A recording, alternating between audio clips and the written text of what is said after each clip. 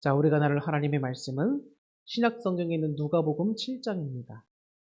누가복음 7장 11절부터 17절까지 말씀을 나누도록 하겠습니다. 네, 누가복음 7장 11절부터 17절까지 말씀입니다.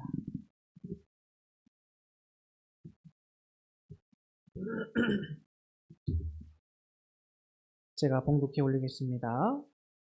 그 후에 예수께서 나인이란 성으로 가실새 제자와 많은 무리가 동행하더니 성문에 가까이 이르실 때에 사람들이 한 죽은 자를 메고 나오니 이는 한 어미의 독자요 그의 어머니는 과부라. 그 성에 많은 사람도 그와 함께 나오거늘 주께서 과부를 보시고 불쌍히 여기사 울지 말라 하시고 가까이 가서 그 관에 손을 대시니 맨 자들이 서는지라. 예수께서 이르시되 청년아 내가 네게 말하노니 일어나라 하시매 죽었던 자가 일어나 앉고 말도 하거늘 예수께서 그를 어머니에게 주시니 모든 사람이 두려워하며 하나님께 영광을 돌려 이르되 큰 선지자가 우리 가운데 일어나셨다 하고 또 하나님께서 자기 백성을 돌보셨다 하더라. 예수께 대한 이 소문이 온 유대와 사방에 두루 퍼집니다. 아멘. 할렐루야. 오늘은 만남의 순간이 되는 곳, 고통이라는 제목으로 여러분들에게 말씀을 전하려고 합니다. 고통이라고 하는 것이 여러분 하나님과 우리가 만나는 순간이 된다는 거예요. 그래서 고통은 또 우리 삶에 피할 수 없지만 귀한 것이다라는 것을 여러분들과 함께 나눠보려고 합니다. 사람들은 여러 고통과 또 슬픔, 또 그로 인한 절망감을 안고 살아갑니다. 겉으로는 아닌 척하는 사람들이 대부분입니다. 그렇게 문제 삼지 않고 스스로 이제 버틸 때까지 버텨봅니다. 그러다가 안 되면 결국은 자기를 포기하는 삶을 선택하기도 합니다. 그래서 어떤 사람들은 자신을 파괴할 때까지 술을 마십니다. 또 어떤 사람들은 다 내려놓고 극단적인 게으름에 빠지거나 무기력하게 살아가기도 합니다. 반대로 어떤 사람은 이런 고통과 절망을 극복하고자 열심히 성공을 추구하며 달려가는 사람도 있습니다.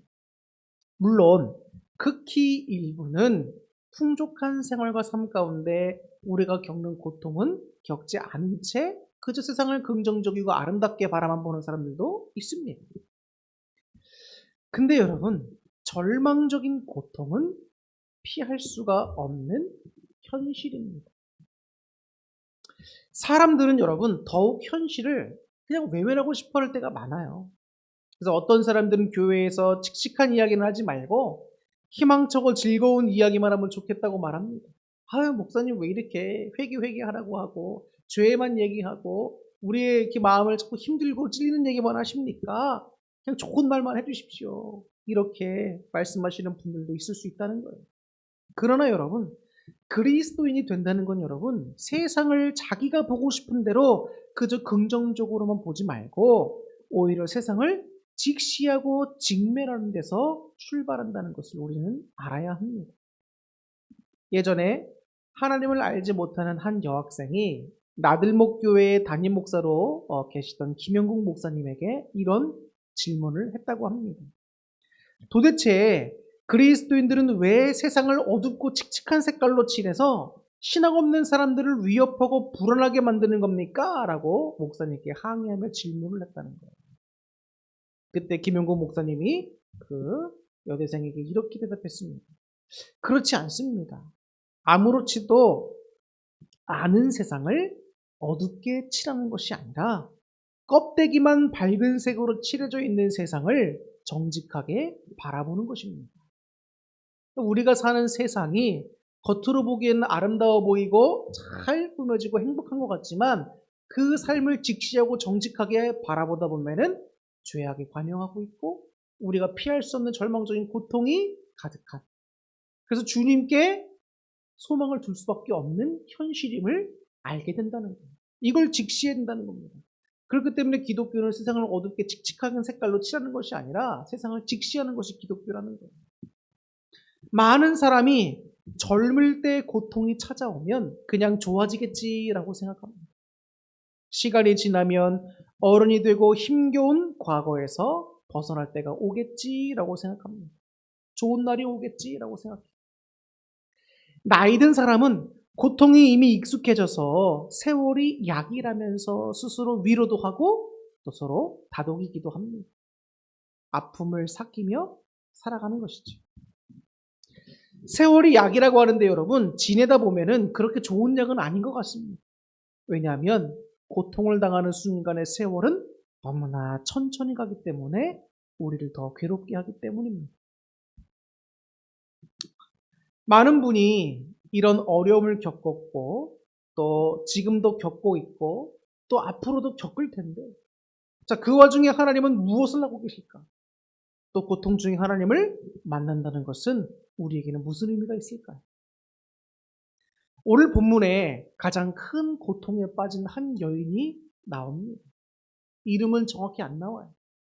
단지 나인성에 사는 과부라고 나옵니다. 이 과부에게는 남편도 없었고 오직 아들 하나 있었습니다. 그 아들이 젊은 나이에 죽게 된 거예요. 그래서 이 죽은 아들의 시신이 담겨 있는 이제 관과 또 관을 들고 나르는 행렬들이 나오게 되고 또 예수님을 따르는 12 제자와 함께 예수님을 따르는 행렬이 나인성에서 만나게 되는 겁니다. 한 말씀만 하소서라는 책이 있습니다. 소설가 박완서 씨가 쓴 책인데요. 이 박완서 씨가 아들을 잃고 몸부림을 치면서 쓴 일기를 모은 책이 바로 한 말씀만 하소서라는 책입니다. 거기에는 다 자란 자기 아들이 사고로 죽은 뒤에 2주 동안 몸부림치다가 쓴 글이 담겨 있습니다. 그 일기의 일부를 여러분들에게 잠깐 말씀드리려고 합니다. 눈을 뜨니 꿈이었으면 하는 몽롱한 착각을 즐길 새도 없이 아들이 이 세상에 존재하지 않는다는 사실이 무서운 괴물처럼 가차없이 육박해왔다. 그 다음은 가슴을 쥐어뜯으며 미친 듯이 몸을 솟구치면서 울부짖을 차례였다. 그 일이 나에게 얼마나 중요한 의식인지 아무도 모른다. 목청껏 아들의 이름을 부르면서 통곡하면 소리와 함께 고통이 발산되면서 곧 환장을 하거나 무당 같은 게 되어서 죽은 영혼과 교감할 수 있을 것 같은 예감에 사로잡혔다. 그러나 그런 경지까지 도달한 적은 없다.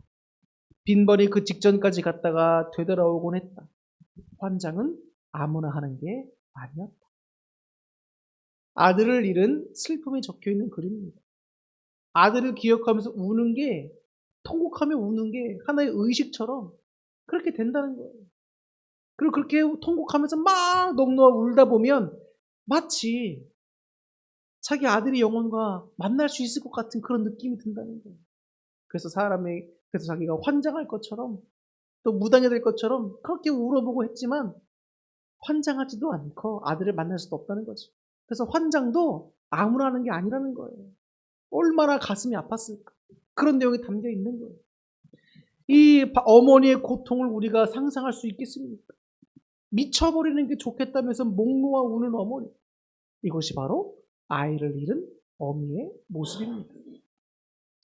박완서 씨는 사람들이 항상 말해주는 거예요. 시간이 약입니다. 죽은 아들 생각하면 뭐합니까? 이제 잊어버리세요. 이렇게 말하는 사람들이 주변에 많았습니다. 그래서 그렇게 말하는 사람들에 대해서 그 책에 이렇게 쓰고 있습니다. 어쩌면 그렇게 한결같이 잊으라는지 세월이 약이라는 소리를 들을 때처럼 격렬한 반감이 솟구칠 때도 없다. 그 애는 25년 5개월 동안 나를 행복하게 해주었다. 내 기쁨이요, 보람이요, 희망이요, 기둥이었다. 어떻게 25년 5개월 동안이나 나를 기쁘게 해준 아들을 잊는 게 수라고 말할 수 있을까? 이렇게 적어놨다는 거예요. 홀로 남은 어머니의 고통과 슬픔을 여러분 누가 이해할 수 있겠습니까? 인간이 당하는 고통은 여러 가지가 있습니다. 하지만 그 중에서 어미가 자식을 먼저 떠나보내는 고통보다 더 큰 고통은 아마 없을 겁니다. 그런데 박완서 씨는 본문의 난성에 있는 과부보다는 좀 형편이 나은 거예요. 왜냐하면 소설가 박완서 씨는 직업도 있고 딸들도 있었으니까 훨씬 나은 겁니다. 나인성 과부는 여러분 직업도 없었고 다른 가족도 없이 그냥 아들 하나뿐이었던 거예요. 근데 그 아들이 죽어서 혼자 되었다는 겁니다. 더구나 2000년 전에 여러분 과부가 된다는 것은 자신의 생존이 위태로워진다는 말입니다. 그래서 성경에서는 늘 고아와 과부를 돌봐야 한다고 명령하고 있어요. 이 과부에게 아들은 하나뿐인 삶과 생의 소망이었어요. 자기 생명보다도 더 중요한 존재였습니다. 아들 때문에 살았는데 그 아들이 모든 것이었는데 그 아들이 젊은 나이에 죽고 말았습니다. 아들을 잃어버린 것. 이 비탄에 잠긴 어미의 마음을 우리가 다 헤아릴 수 있을까? 저는 없다라고 생각합니다.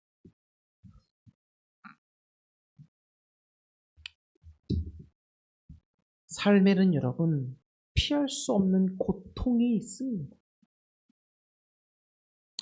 예수님께서는 이 여인에게 다가갑니다. 최고의 고통을 겪고 있는 하나뿐인 아들을 잃은 과부에게 예수님이 다가가시는 거예요. 예수님은 나인성 과부를 만나러 고통의 현장으로 걸어 들어가셨습니다. 예수님은 그녀를 가엾게 여기시면서 우리가 보기에는 참 이해할 수 없는 말을 하셨습니다. 13절을 보니까 울지 말라라고 말씀하셨어요.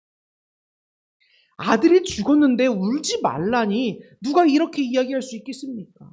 황당한 말이죠. 사람들에게 이런 말을 할 때는 가능성이 두 가지가 있습니다.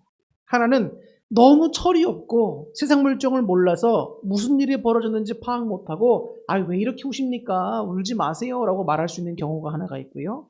다른 하나는 엄청난 대안이나 이 사람에게 희망을 줄 수가 있어서 울지 마세요 라고 이야기할 수 있는 겁니다.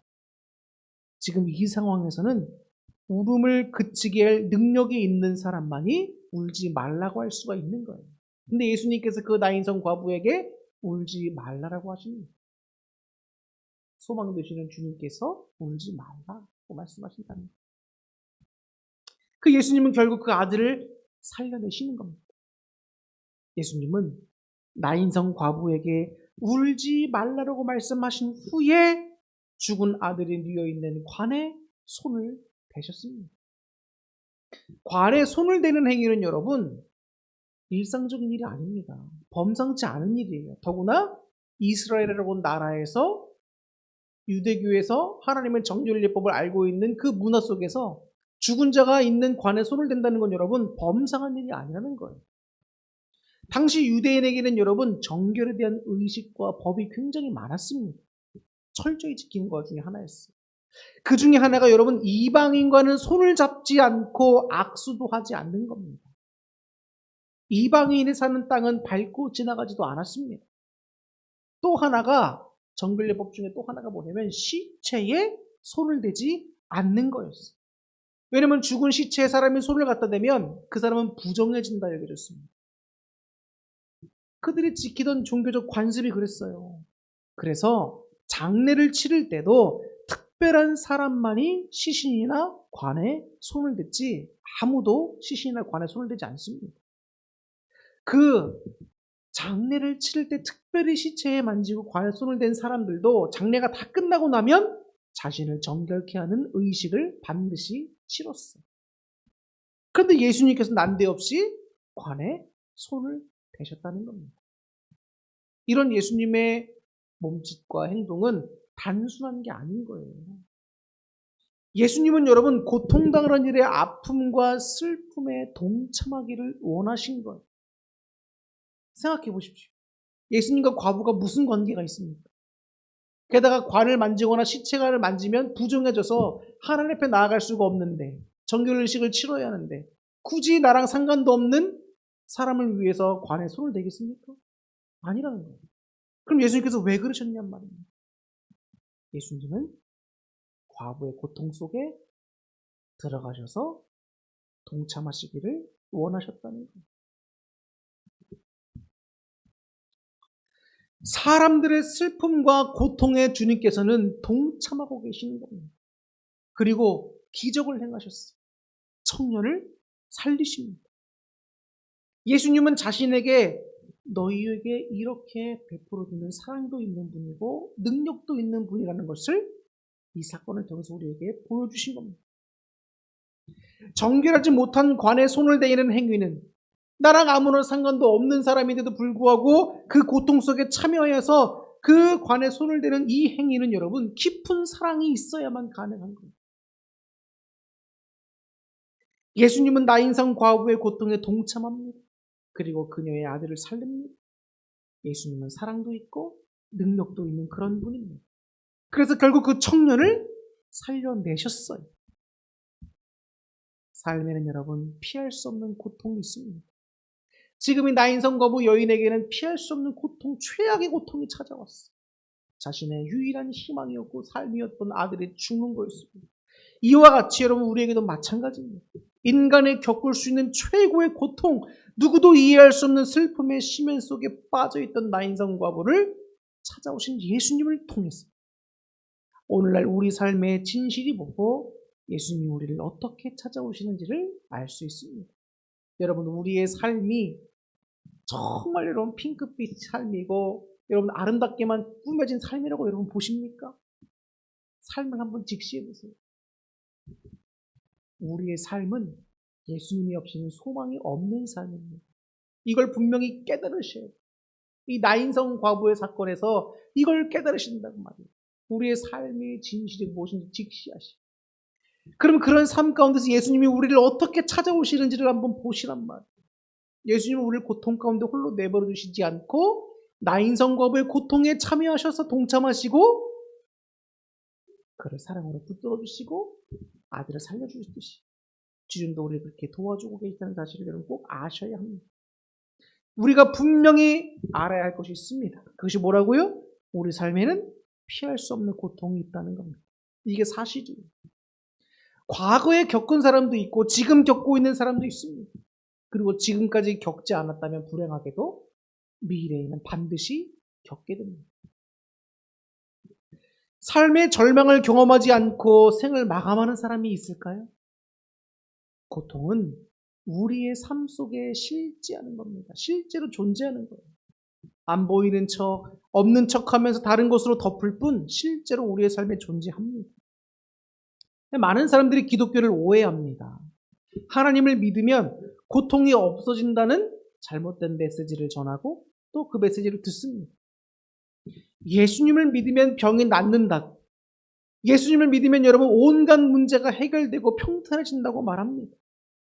예수님을 믿으면 사업이 잘 되고 취직이 잘 되고 좋은 학교 가고 시집장 가도 잘 간다고 이야기합니다. 물론 아주 틀린 말은 아니에요. 그러나 하나님을 믿으면 원하는 것을 무엇이든지 얻게 된다는 말씀은 성경 어디에도 없다는 사실을 분명히 아셔야 됩니다. 성경은 깨지고 슬픈 세상을 온전히 치유하고 회복하기 위해서 예수님이 다시 오시고 새로운 세계를 연다고 가르치고 있어요. 이 땅이 끝이 아니라는 겁니다. 우리가 살고 있는 이 땅은 여러분 주님께서 오셔서 회복해 주셔야 되는 게 필요한 세상인 거예요. 주님께 다시 이 땅에 다시 오셔서 새하늘과 새 땅이 이루어지지 않습니다. 만약 우리가 여러분 기도해서 모든 병이 다 낫는다면 하나님 나라가 와야 할 이유가 있습니까? 우리가 천국을 소망해야 될 이유가 있습니까? 이 땅의 수많은 고통이 기도할 때마다 다 그냥 없어진다라고 한다면 여러분 예수님이 이 땅에 다시 오셔야 될 이유가 있습니까? 그것은 하나님 나라가 온전히 임했을 때에야 일어날 수 있는 거예요. 고통이 없는 천국을 소망하고 병이 없는 천국을 소망하고 눈물이 없는 천국을 소망하는 이유가 그거 아니겠습니까? 기도하면 실제로 병이 낫기도 합니다. 기적 같은 일들이 지금도 일어나요. 그러나 기도하는 대로 모두가 다 낫지는 않습니다. 기독교는 하나님을 믿으면 고통이 없어진다고 가르치는 종교가 아니에요. 기독교는 마약이나 진통제가 아닙니다. 고통은 고통으로 남아있을 가능성이 높습니다. 그리고 아픈 것은 아픈 거예요. 그리고 슬픈 것은 슬픈 겁니다. 그것이 우리의 삶이에요. 예수님만큼 여러분 고통스러운 삶이 또 있을까요? 성경에 기록된 예수님은 여러분 실제로 고통의 현장에서 사셨던 분입니다. 인간이 겪을 수 있는 온갖 고통을 다 겪었어요. 그래서 예수님은 고통을 겪는 사람들을 잘 알아보십니다. 그래서 성경은 예수님이 우리를 긍휼히 여길 수 있다고 전해요. 왜요? 예수님도 경험해 보았기 때문입니다. 예수님의 생애를 보면 여러분 태중에서부터도 평탄하지 않으셨어요. 자, 태아의 심리에 대해서 우리가 정확히는 알 수는 없습니다. 그러나 분명히 알 수 있는 것은 뭐냐면 엄마의 심리 상태에 따라서 태아도 영향을 받는다는 거예요. 그래서 태교가 중요하지 않습니까? 엄마가 불안해하면 뱃속에 있는 아이도 정서적으로 불안해한다는 거예요. 그래서 정서적으로 불안한 상태로 태어난다고 합니다. 그런데 예수님의 어머니 마리아는 어땠을까요, 여러분? 마리아가 예수님을 잉태할 당시 나이가 여러분 16세에서 18세 정도로 추정이 돼요. 그럼 고등학생, 빠르면 중학생, 고등학생 아닙니까? 자, 그 어린 소녀가 성령으로 잉태되어 아이를 가졌습니다. 미혼모였죠? 당시에는 여러분 남편 없이 임신했다가는 죽임을 당합니다. 마리아는 성령 충만했기 때문에 늘 평안했을까요? 그렇지 않았을 겁니다. 성령 충만했다 할지라도 여러분 순간순간의 상황들에 불안해하고 걱정했을 거예요. 이게 사실인 거예요, 여러분. 그러면 뱃속에 있는 예수님 태아 역시 불안했을 수 있는 겁니다. 태아 때부터 불안한 거예요. 그리고 출산 때쯤 마리아는 먼 곳으로 여행을 가야 했습니다. 강제적으로 갈 수밖에 없었어요. 무거운 몸으로 여러분 임신해서 배가 불룩하게 나와서 여러분 그 장거리 옛날에 여러분 차가 어디 있습니까? 걸어 다니거나 또 운전 돈 주면 술에 타고 다니거나 그런 거지. 무거운 몸으로 임신해서 움직이는 굉장히 힘든 일이었어요. 또 예수님은 마국간에서 태어나게 됩니다. 갓 태어난 아기를 눕힐 곳이 없어서 말구 위에 눕혀야 했습니다. 어릴 때부터 교회를 다닌 사람들은 말구유가 특별하고 거룩하게 느껴질 수 있지만 그냥 여물통인 거예요. 말 밥그릇인 겁니다. 이처럼 여러분 예수님처럼 비참하게 출생한 여러분 자녀들 있습니까? 없죠. 만약에 여러분들이 자녀가 출생하는데 병원도 못 가고 정말 아무 데서나 그냥 땅바닥 같은 게 막 나왔다고 생각해 보세요. 얼마나 비참한 인생입니까? 근데 예수님은 태아 때부터 힘들더니 낳을 때도 비참해. 예수님은 젖먹이 때 헤롯의 유아 살해를 피해서 이집트로 또 피신 갔어야 됐습니다. 피난 갔어야 됐어요. 그랬다가 다시 돌아오죠, 그 먼 길을. 또 자라면서는 어릴 때부터 아버지와 함께 노동을 하면서 일을 배웠습니다. 예수님은 어릴 때부터 땀 흘려 일하는 것이 무엇인지를 알았어요. 줄줄이 딸린 동생들을 돌본다는 것도 어떤 것인지 알았습니다. 그뿐 아니라 예수님이 14, 5살 때쯤 됐을 때에 아버지인 요셉이 죽었습니다. 사춘기를 지날 쯤에 아버지 없는 아이가 됐다는 거예요. 예수님은 홀어머니를 모신다는 것이 무엇인지를 아는 분이셨습니다. 예수님이 67살 때쯤에는 유대 지역에 큰 반란이 일어나서 로마가 무력으로 예루살렘을 진압한 적이 있습니다. 정확하진 않아도 유대인 지도자 200~300명이 십자가에 당시 못 박혀서 죽게 되었습니다. 당시 예수님의 아버지였던 요셉은 직업이 목수였죠. 자, 십자가 200~300개를 만들려면 당시 갈릴리 지역에 있던 모든 목수를 다 동원해야 만들 수 있던 양이었어요. 10중8구 예수님의 집에도 그 십자가를 만들었을 겁니다. 예수님은 자기 집에서 만든 십자가에 자신들의 유대 민족 지도자들이 매달려 죽는 광경을 봤을 거예요. 어린 나이에 그들의 처참한 죽음도 지켜봤을 겁니다. 힘센 나라의 지배를 받으면서 약소국으로 사는 것이, 그 약소국의 시민으로 사는 것이 얼마나 고통스럽고 슬프고 수치스러운지를 예수님은 어릴 때부터 경험을 했습니다. 예수님은 로마 군인들의 행패가 일상인 곳에서 자란 겁니다. 예수님의 공생애를 시작할 때는 어땠습니까? 초기 때부터 유대 지도자들이 예수님을 죽이려고 했습니다. 예수님은 여러 차례 살해 위협을 당했어요. 예수님은 제자들을 열심히 가르쳤습니다. 근데 그 중에 한 명이었던 가룟 유다는 예수님을 배신하고 은 30에 예수님을 죽는데 팔아넘겨버렸어요. 나머지 여러 명은 어떻습니까? 예수님이 가장 힘들고 정말 필요한 순간에 다 도망가 버렸습니다. 여러분, 사랑하는 사람에게 배신당한 적 있습니까? 모든 것을 다 줬다고 생각했는데 여러분, 배신당한 적 있습니까? 예수님은 배신당한다는 것이 무엇인지를 뼛속 깊이 경험했습니다. 예수님은 심지어 고문도 당했습니다. 예수님께서 십자가에서 얼마나 빨리 숨을 거두셨는지를 보면 예수님께서 얼마나 심각하게 고문을 당하셨는지를 알 수 있어요. 십자가형은 여러분, 사람을 빨리 죽이기 위한 처형 방법이 아니에요. 역사 기록을 보면 스파르타쿠스라고 하는 노예가 한 달을 십자가에 못 박혀 있었다는 기록이 있습니다. 십자가 형벌은 여러분, 사람을 천천히 죽이는 형벌이에요. 빨리 죽이는 형벌이 아닙니다. 그래서 십자가형이 수치스럽고 잔인하고 최악의 형벌이라는 거예요.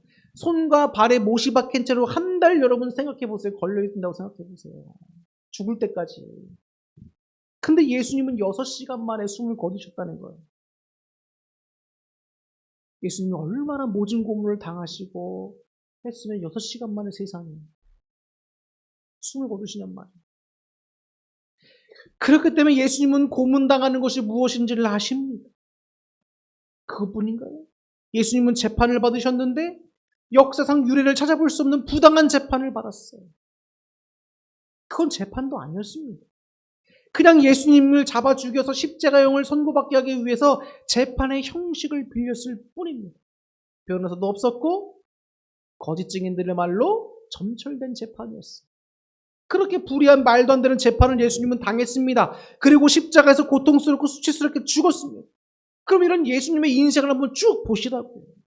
예수님의 인생은 여러분 고난의 카탈로그와도 같은 겁니다. 그냥 예수님의 인생을 보면 고난이 모두 다 나와요. 예수님은 이 모든 것을 다 겪었습니다. 근데 예수님은 정말 이상한 분이에요. 하나님의 아들이시라면 궁궐에서 태어나든지 현자의 아들로 태어나서 좀 고상하게 살아야 할 텐데 예수님의 인생은 처음부터 끝까지 고난의 연속이었습니다. 왜 그랬을까요? 예수님은 지금도 고난당하는 이들 곁에서 그 고통스러운 삶을 함께 하기를 원하기 때문입니다. 성경의 하나님은 고통을 관찰하고 이해하는 분이 아니라 고통 중에 함께 계시는 분이라고 우리에게 말씀해주고 있습니다. 하나님이 항상 말씀하시죠? 내가 너와 함께 하겠다. 임마누엘, 하나님이 우리와 함께 하신다는 뜻입니다. 그 하나님 우리가 기쁠 때도 함께 하시지만 우리의 고통 가운데도 함께 하신다는 것입니다. 고통당하고 고난당할 때 여러분 진정한 위로가 뭡니까? 세월이 약이야. 잊어. 이렇게 말하는 겁니까? 아니에요. 고통당하는 사람과 함께 옆에 있어주는 겁니다. 내가 정말 필요한 순간에 나와 함께 있어주는 게 정말 위로예요. 예수님은 나병 환자의 환부를 만졌을 뿐만 아니라 과부의 아들의 손을 내밀어 댔습니다. 우리가 모두 겪고 있는 슬픔과 고통으로 현장으로 나아가셨다는 거예요. 친히 오셨다는 거예요. 우리 고통 속으로 뛰어들어 오신 겁니다. 그런 주님을 느끼지 못하고 있는 건 주님의 문제가 아니라 우리의 문제라는 거예요. 하나님은 지금 여기에 계십니다. 우리의 삶에, 여러분의 고통의 현장에 와 계시다는 거예요. 함께하고 계시다는 겁니다. 그 주님께서 말씀하시는 거예요. 울지 말라는 겁니다. 울지 말라. 자, 울지 말라라고 하는 말은 3가지 의미가 담겨 있습니다. 첫 번째 울지 말라의 의미는 끝이 아니기 때문에 울지 말라는 겁니다. 예수님은 고통의 현장에 있는 우리 성도들에게 오늘도 동일하게 말씀하십니다. 아무개 성도야, 울지 말아라. 자, 절망하지 마세요. 끝이 아닙니다. 라는 의미가 담겨 있다는 거예요. 고통 중에 있는 분들에게 예수님은 이렇게 말씀하십니다. 절망과 고통으로 인해서 오히려 하나님을 발견할 수 있다는 거예요. 그러니까 울지 말라는 거예요. 하나님이 함께 하시고 하나님을 만날 수 있으니 끝이 아니라는 겁니다. 솔직하게 여러분, 절망과 고통이 없는 사람이 하나님을 찾겠습니까? 자신이 추구했던 것들이 자신을 지켜주기는커녕 더 큰 절망과 고통을 주고 더 이상 기댈 데가 없음을 알고 나서야 우리가 하나님을 좀 진지하게 찾지 않습니까? 나를 지켜줄 것 같은 모든 돈을 다 잃고 나서야, 영원할 것 같은 내 건강을 다 잃고 나서야, 사람들과의 관계를 믿고 살았지만 다 잃고 나서야, 그때야 우린 비로소 하나님을 찾지 않습니까? 실제로 우리는 하나님께서 우리 고통을 없애달라고 기도합니다. 문제를 해결해달라고 이야기합니다. 그런데 하나님은 참 재밌죠? 그 문제를 해결해 주는데 관심이 없어 보여서요. 다른 데에 하나님은 관심이 있는 것 같습니다. 사람들의 진짜 문제는 여러분 그게 아니기 때문인 거예요. 사복음서에서는 예수님이 여러분 사람을 살린 사건이 2번밖에 안 나옵니다. 나인성 과부의 아들과 죽은 나사로를 살리신 사건 2개밖에 안 나와요. 모든 죽은 사람을 다 살리지 않았단 말이에요. 예수님은. 병을 고치려고 찾아온 사람들은 다 고쳐지지 못했습니다. 예수님이 모든 사람의 병을 다 고치셨나요? 아니에요. 한 번은 수많은 사람이 예수님 곁에 와서 예수님을 만지면서 병이 낫기를 바랬지만 한 명만 나았습니다. 혈루병 걸렸던 여인만 나았잖아요. 예수님이 원하시는 것은 고난과 고통을 통해서 내가 누구인지를 진실하게 알아가기를 원하십니다. 우리가 사는 세상이 어떤 곳인지를 더 분명히 알기를 원하세요. 이 세상을 사랑하시는 하나님이 어떤 분이신지를 진정으로 아는 것.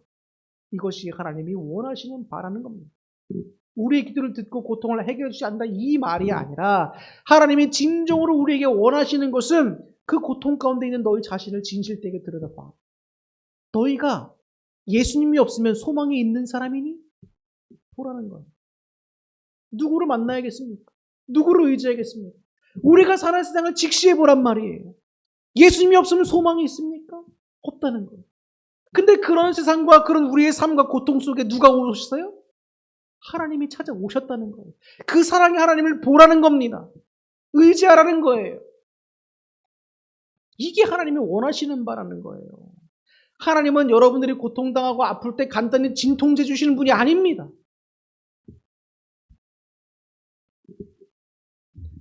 울지 마라. 2번째 뜻이 있습니다. 울지 마라 2번째 뜻.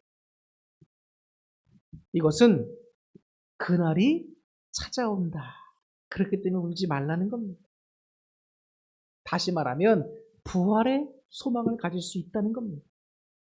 예수님도 세상의 모든 종교의 위대한 철학자들처럼 착하게 사십시오. 선한 마음을 품으십시오. 마음을 잘 돌보고 이웃을 잘 품으십시오. 이런 말씀 다 하셨습니다. 그런데 예수님은 거기에다가 하나를 더 덧붙이십니다. 그런데 죽음이 끝이 아닙니다. 다음 세상이 있습니다. 나를 믿으면 죽어도 죽지 않습니다. 내가 당신에게 영생을 주겠습니다. 나를 통하지 않고서는 하나님께 갈 수 없습니다. 예수님은 우리가 사는 세상의 전부가 아니고 그 너머에 새로운 세계가 있음을 부활하심을 통해서 알려주셨어요. 고난당하며 사는 이 땅의 삶은 잠시 있다가 사라지고 그 이후의 삶이 우리를 기다린다고 분명히 보여주고 있습니다.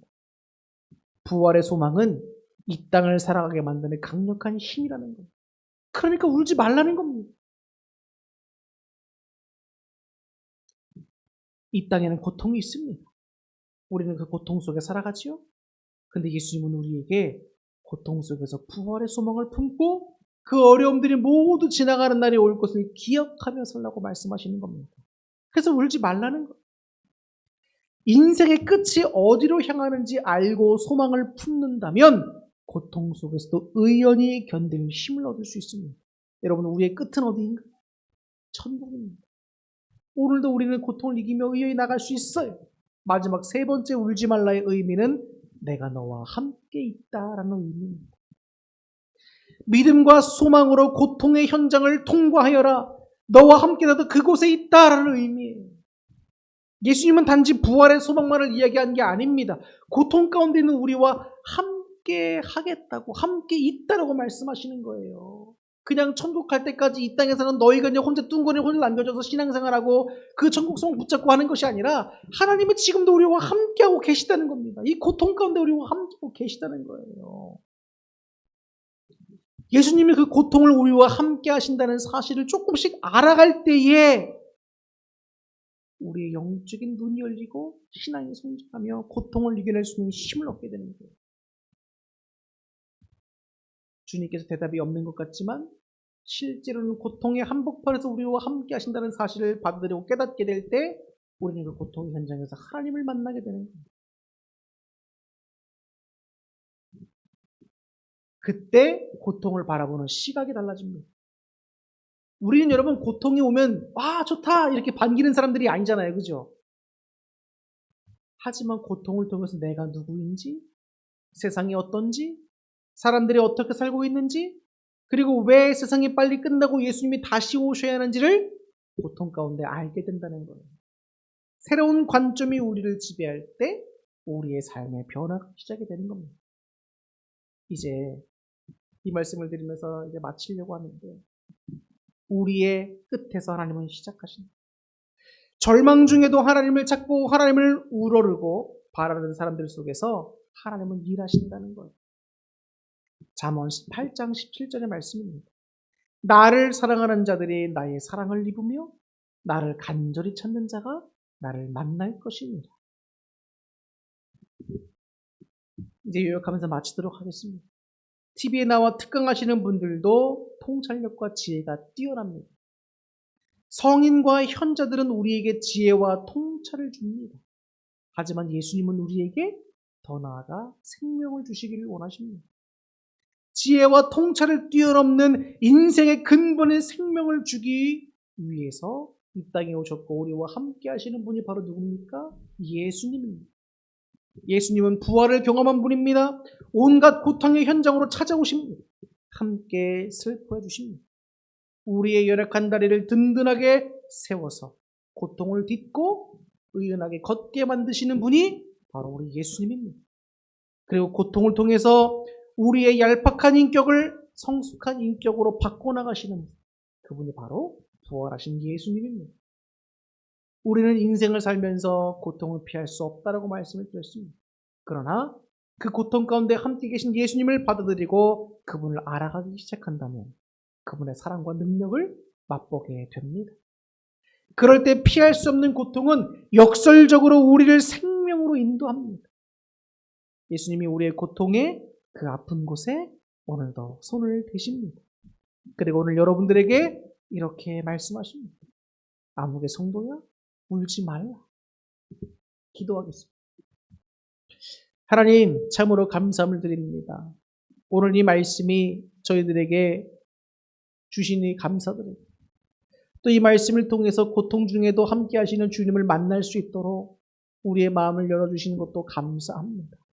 하나님, 고통이 찾아왔을 때에 그 고통 가운데 우리의 연약함을 발견하고 또 죄악된 세상을 바라보며 그 세상을 살아가는 다른 사람들도 소망이 없음을 깨닫게 하시고 오직 유일하신 소망, 우리와 함께 하시며 지금도 힘을 내라고 위로하시고 격려하시는 그 주님, 또 다음 세대에 생명을 주시길 원하는 그 주님께 소망을 두며 오늘 하루도 주님과 함께 이겨나갈 수 있는 힘을 허락하여 주시옵소서.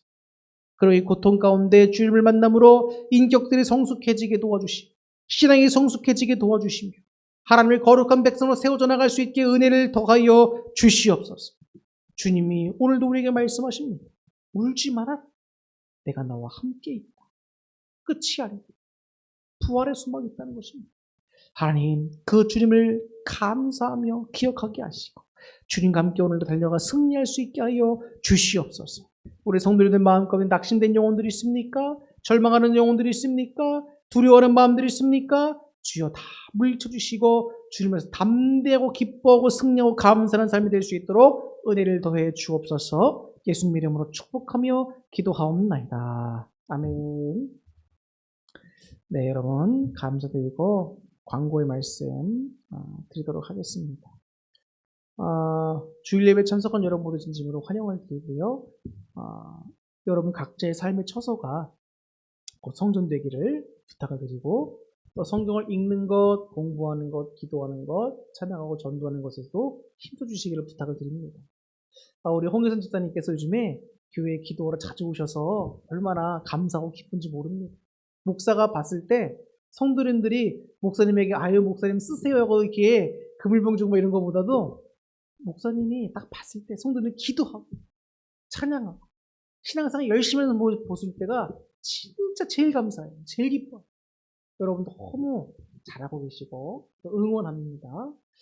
기도할 때에 하늘문이 열린다는 사실 꼭 기억하시고 하나님의 도우심을 맛보시길 다시 한번 축복합니다. 그리고 우리 지키며 선도님들 중에 속히 잘 들어주고 있어요. 얼마나 감사한지 모릅니다. 우리 소회 사모님도 열심히 내고 있는데 2024년도 올해 한 해가 너무 기대됩니다. 여러분들 기대하세요. 하나님 여러분들을 어떻게 이끌어가시고 변화시켜 주실지 기대하시기 바랍니다. 또 담임 목사 동정 안내를 보시면 2월 2일과 3일입니다. 이번 주 금요일 토요일이죠. 자, 부평서지방 수련 목회자 장로 과정자격 고시에 제가 참석하여서 함께 일을 진행하게 됩니다. 그리고 2월 4일 주일날에는 모든 예배가 끝나고는 오후 4시에 부평서지방 선교부 감사가 있습니다. 그래서 제가 선교부에 속해 있기 때문에 감사를 받는데 거기에 제가 일을 열심히 다 해가고 갖고 가야 돼요. 그래서 할 일이 굉장히 많습니다. 이번 주에 너무 바빠요. 여러분들 이 모든 일정을 잘 감당할 수 있게 해달라고 여러분 기도해 주시기를 부탁을 드리겠습니다. 그리고 뭐 특별한 광고사항은 없습니다. 우리 390장 찬송 드리고 축도로 모든 일들을 마치겠습니다.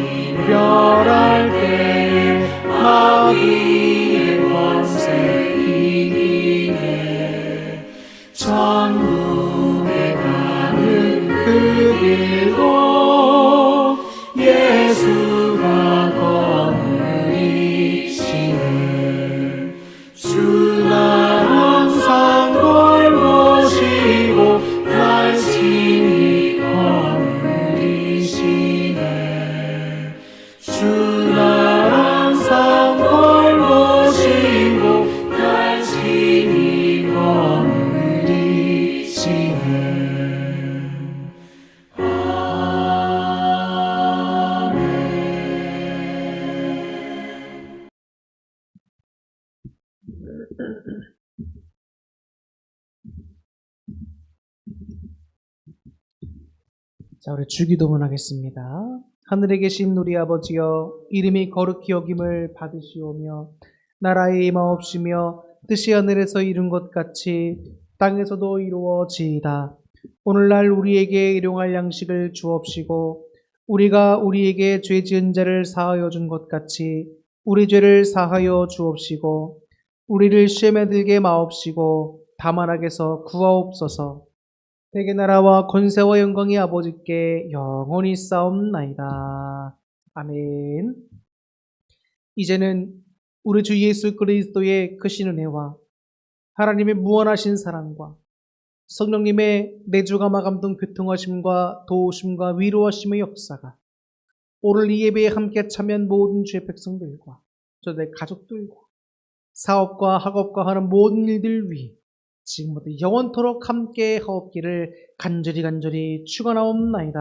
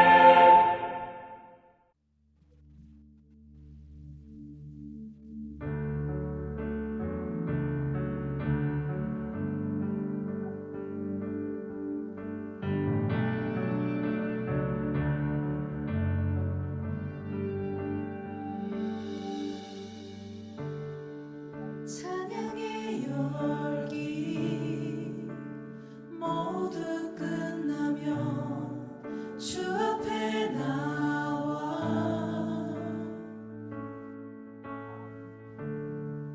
독진 시간 예배 드리네 주님을 향한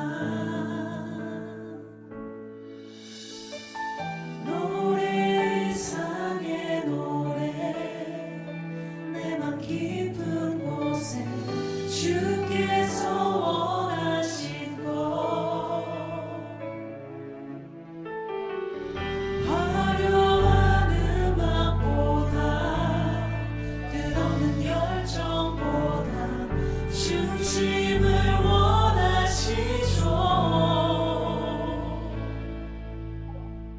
주님께 드릴 마음의 예배 주님을 위한 주님을 향한 노래 중심 잃은 예배 내려놓고 이제 나 돌아와 주님만 예배해요.